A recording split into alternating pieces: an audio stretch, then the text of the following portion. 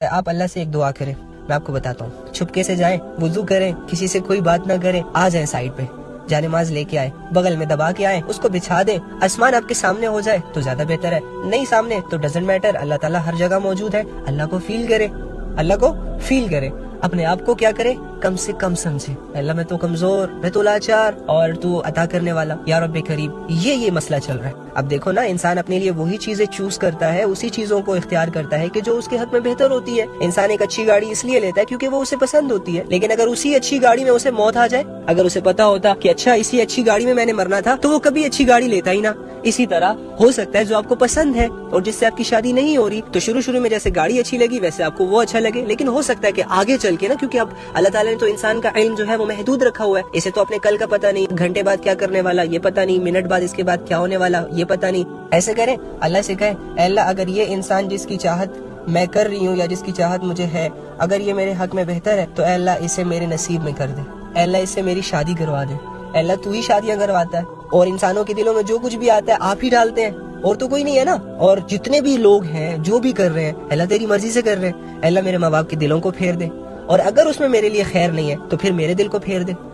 That's it میری بہن، simple اللہ سے صرف دوستی کرنی ہوتی ہے اور اس سے اپنا دکھ درد شیئر کرنا ہوتا ہے، بنا کے باتیں ان کے سامنے رکھنی ہوتی ہے، وہ تو کچھ نہیں ہے یار۔ پتہ نہیں اللہ کو ہم لوگوں نے کیا سمجھا ہوا ہے، جیسے کہ بس اللہ انہی کی سنتا ہے نا جو 24 گھنٹے مسلوں پہ ہوتے ہیں، یا جن کی لمبی لمبی داڑیاں ہوتی ہیں، یا جن کے سروں پر ٹوپیاں ہوتی ہیں، یا جو بالکل عبائے میں ہوتے ہیں۔ او اللہ کی بندی، یقین کرو اللہ تو ان کی بھی سنتا ہے جن کی راتیں نشوں تماشوں میں گزرتی ہیں، اللہ تو ان کی بھی سنتا ہے جو چوری کرنے جا رہے ہوتے ہیں، اللہ تو ان کی بھی سنتا ہے جو لوگوں کی عزتیں اتارے ہوتے ہیں، ہر چیز کو سنتا ہے، نیکاروں کی بھی سنتا ہے۔ ہم کوئی گناہگار نہیں ہے، ٹھیک ہے، یہ گناہ والے کنسپٹ اپنے ذہنوں سے نکالو، اس چیز نے ہمیں اللہ سے دور کر دیا، اللہ سے مایوس کر دیا، اللہ کی ذات کو پتہ نہیں ہمارے ذہنوں میں کیسے لا دیا ہے۔ ہم خطا کار ہیں، ہم انسان ہیں، ٹھیک ہے، ہم فرشتے نہیں ہیں، ہم ہی گناہ کریں گے، دنیا میں کوئی ایسی مخلوق نہیں ہے تیسری جو گناہ کرے، ایک جن ہے، ایک انسان ہے، اس نے دنیا کو سر پہ اٹھایا ہوا ہے، تو ہم وہی ہیں، اور ہمارا رب بڑا غفور و رحیم ہے، یہ بات یاد رکھنی ہے، ٹھیک ہے۔ لیکن اس غفور الرحیم کے ٹائٹل کو اور اس غفور الرحیم کی صفت کو غلط استعمال نہیں کرنا۔ اگر کوئی پولیس والا ڈی ایس پی بن جاتا ہے، ایس پی بن جاتا ہے، ڈپٹی کمشنر بن جاتا ہے، تو اسے عہدہ ملتا ہے نا، اب اگر وہ اسی عہدے کو غلط استعمال کرنے لگ جائے